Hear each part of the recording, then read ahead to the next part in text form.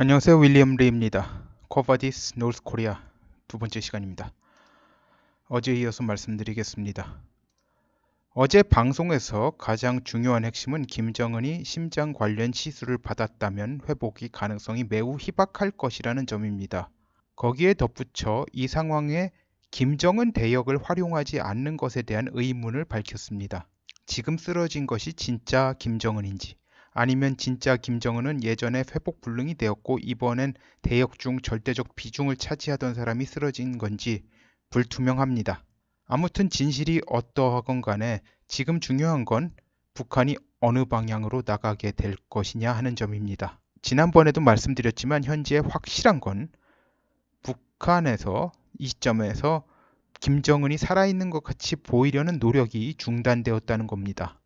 지금 만약 김정은이 살아있는 거라면 마치 죽은 것 같이 위장하는 술책을 쓰는 것일 수밖에 없는데 지금 시점에서 이런 술책이 실익이 없으며 오히려 북한 내부에서 혼란을 야기할 위험이 있습니다. 그래서 김정은이 멀쩡한데 멀쩡하지 않은 것 같은 정황을 밖으로 내비칠 가능성이 희박하다고 보는 게 타당할 것입니다.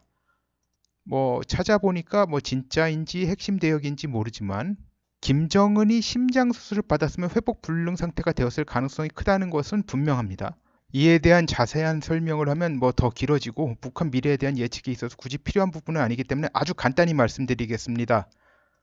쉽게 말한다면 지금 김정은을 스텐트 시술로 회생시킬 수준이면 가히 세계적인 신이라고 불릴 수준이라고 하겠어요.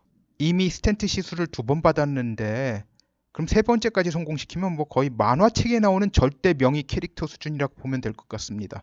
중요한 건 현재의 북한의 후계 구도인데 이 부분이 지금으로서는 상당히 모호한 안개 속에 들어 있습니다. 김정은의 상태에 대해서 여러 설이 있죠. 다수설은 심장 시술을 받았다는 설이고 소수설은 뇌혈관 관련 시술을 받았다는 설과 심각한 무기력증에 빠졌다는 설이 있습니다. 다수설조차 지금 김정은이 회복 중인지 회복 불능 수준인지 가늠 않고 있습니다만 이미 말씀드린 대로 심장 관련 시술을 했으면 회복 불능 상태일 가능성이 높습니다. 뇌혈관 수술을 했다는 설은 잘못된 정보라고 봅니다. 제가 전에 김정은이 다발성 뇌경색의 기미가 보인다고 했는데 다발성 뇌경색은 수술이 별 실익이 없고요. 졸도할 정도의 증상을 보이는 경우 혈관이 이미 여러 군데가 막혀서 사망하는 단계에 들어간 겁니다. 백약이 무효입니다. 이런 다양한 설들이 나오는 건 과거 진짜 김정은에게 일어났던 일들 가지고 이야기 만들다 보니까 혼선 생기는 것 같습니다. 이 이야기를 짧게 하려고 해도 너무 길어졌네요. 아무튼 일단은 다수설에 입각해 김정은이 심장 관련 시술 후 회복 불능 상태가 된 것으로 가정하고 이야기를 풀어가겠습니다. 소수설에 근거한 이야기까지 하다 보면 너무 길어지고 시간 낭비라고 보기 때문에 이 부분은 생략하겠습니다. 작년 한국 종북단체에서 김여정 통일 대통령론이 모락모락 나왔죠. 이번에는 김여정이 권좌를 물려받을 것이라는 이야기가 국회 조사처에서 나오고 있습니다. 이게 의미하는 바가 뭐냐? 한국 내 주사파들은 이미 작년에 김정은이 회복 불능 상태에 들어갔다고 판단했을 가능성이 높다고 봅니다. 그래서 현실적 대안으로 김여정을 지지하기로 결정했음을 보여주는 것이라고 봅니다. 근데 다른 해석이 나오기 힘들어요. 주사파들 역시 유일 지도 체제에 이의를 달지 않는 사람들이에요. 그런데 김여정 후계자론, 김여정 통일 대통령론은 유일 지도 체제에 대한 심각한 훼손이에요. 이 점으로 미뤄보아 김여정을 후계자로 만드는 작업은 이미 판례지 10개월에 걸쳐 진행되어 온 일이라고 한 점을 알 수 있어요. 문제가 뭐냐면 이 작업은 김정일이 김정은을 후계자로 만드는 과정보다 훨씬 은밀하게 진행될 수밖에 없다는 거예요. 그러니까 작업이 효율적으로 이루어지기가 힘듭니다. 자칫하면 최고 존엄의 건강이 좋지 않다 이런 풍문이 내외적으로 퍼질 가능성이 높죠. 거기에 더해 여자인 김여정이 승계를 한다. 이런 이야기가 퍼지면 체제의 안정에 불안 요소로 작용하게 됩니다. 북한의 남존여비 사상 수준은 한국 사람들이 상상하는 수준을 넘어서는 것은 탈북자들이 다수가 인정할 정도예요. 김정은의 후계 작업은 약 3년간에 걸쳐 이루어졌습니다. 그중 약 2개월간만 물밑 작업이 있었고요. 2009년 1월엔 김정일은 김정은을 후계자로 한다는 교시를 당에 하달했습니다. 김정일은 2011년 12월 17일에 사망했습니다. 그러므로 김정은은 권력을 승계하기 전에 약 23개월간은 공식적 후계자 지위에 있었어요. 그러나 김여정은 공식적 후계자 지위를 단 하루도 누려보지 못했어요. 지금까지. 물밑 작업은 그동안 계속 있었을 수도 있는데 있었다 하더라도 판례지 10개월 정도에 불과합니다. 김정은은 23개월이잖아요. 그것도 공식적으로. 자, 북한의 남존 여비적인 집단적 인식에 더해 이런 불리함이 김여정의 권력 승계에 커다란 난관으로 작용하고 있습니다. 그래서 김평일 이야기가 나오죠. 북한 전문가들은 그런데 대체로 김평일의 권력 승계 가능성을 낮게 보고 있습니다. 제 생각도 마찬가지입니다. 김평일이 권력을 승계하면 그 신세가 마치 고려 마지막 왕인 공양왕과 같이 될 위험이 크다고 봅니다. 다른 것도 다른 거지만 40년 동안 동유럽에서 외교 공관, 무관과 대사로서만 지낸 사람이라서 북한 내 인맥이 남아있질 않습니다. 게다가 귀국 후엔 거의 연금 상태나 마찬가지로 사람들을 자유롭게 만나지 못했는데 지금 와서 갑자기 인맥이 생겨날 리도 없습니다. 참 모호한 상황인데 여기에 더한 악재가 하나 더 있어요. 이건 과거 김정은이 후계자로서 역량을 과시하려다가 북한 경제에 치명타를 입힌 화폐개혁 수준의 일인데 이에 대해서 언론에서는 참 가볍게 다루는 것 같습니다. 요즘에는 이슈들이 많아가지고 잘 살피지 않은 것 같습니다. 자, 북한 공채 준비 완료.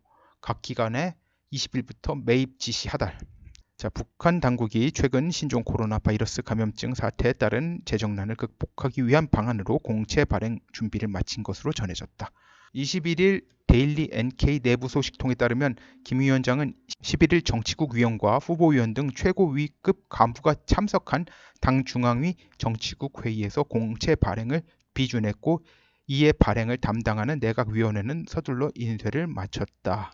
또한 이후 15일 태양절 김일성 생일을 기점으로 조선중앙은행까지 호송까지 완료한 것으로 알려져 있다. 자, 여기서 보면 이제 발행된 공채의 40%는 개인에게 외화로 판매할 계획이다.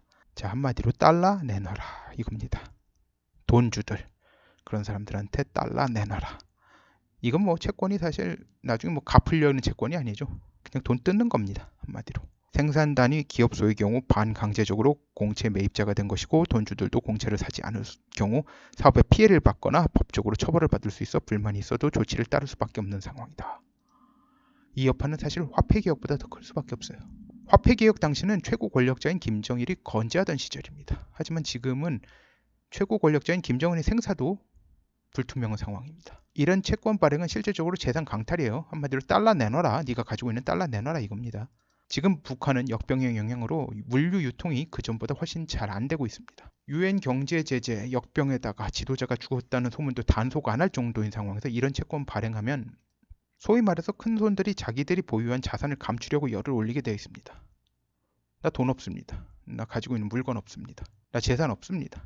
즉 거기에 평양 등의 일반 소비자들은 불안 심리로 물건 사재기하고 있죠. 이렇게 되면 문제가 군대예요. 김정일 집권기에는 선군 정치를 표방하면서 군이 여러 수익 사업을 통해서 경제적 이익을 축적하게 했어요. 그런데 김정은 집권 후에 그걸 당이 다 걷어갔어요. 그래서 이제 군인들은 식량을 구하기 위해서 절도하고 민간인들 대상으로 갈취를 하곤 했어요. 근데 이렇게 되면 군인들은 절도와 갈취로도 식량을 확보하기 어렵게 됩니다. 이게 일종의 권력 공백 상태에서 일어나면 그 여파는 김정일 시대에 일어났던 화폐 개혁의 여파보다 훨씬 치명적일 수밖에 없어요. 이게 이제 20일부터 풀었으니까 열흘 전부터 풀었겠죠. 근데 강제로 파는 것은 이제는 김정은이 그렇게 됐다고 하니까 대다가 중단됐을 거예요. 그렇지만 일단 불안하기 때문에 자산을 감출 수밖에 없죠. 이런 조치가 일어나면. 화폐 개혁은 대실패로 막을 내리며 노동당 재정경제부장 박남기를 미제 간첩이라는 그 누명을 뒤집어 씌워가지고 공화국의 경제를 교란시켰다 명목으로 처형함으로써 봉합했습니다. 한마디로 희생양을 찾은 거죠. 문제는 이 채권 발행에 부작용을 수습할 컨트롤 타워도 없고 이 상황에서 박남기 같은 희생양이 될 가능성이 있는 사람들이 가만히 있지 않을 것이라는 점입니다. 여파가 훨씬 클 수밖에 없습니다. 화폐개혁은 방탄 옷을 입고 권총탄을 몸으로 받는 것과 같았지만 이번 채권 발행은 맨몸으로 화살을 맞는 것과 마찬가지이므로 더 치명적이 될 것입니다.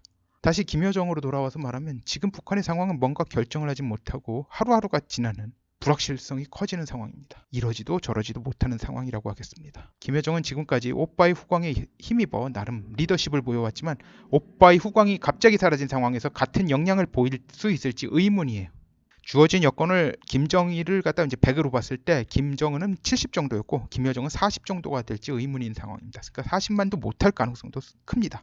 즉 김여정은 김정은보다 훨씬 역량이 뛰어나지 않으면 현 상황을 타개할 가능성이 매우 적다 볼 수 있어요. 김여정이 나름 리더십이 있다 그런 말을 할 수도 있겠죠. 그렇지만 김여정의 역량이 김정은의 2배 정도 되나요? 글쎄요. 그건 아닌 것 같은데요. 최고 권좌를 설사 물려받는다고 해도 그 자리를 얼마나 오래 보존할 수 있을지는 대단히 미지수라 보겠습니다. 거기에 김여정은 이제 필로폰 중독자일 가능성이 높다는 말조차 나름 파다한데 말이죠. 오늘은 여기까지 하겠습니다. 감사합니다.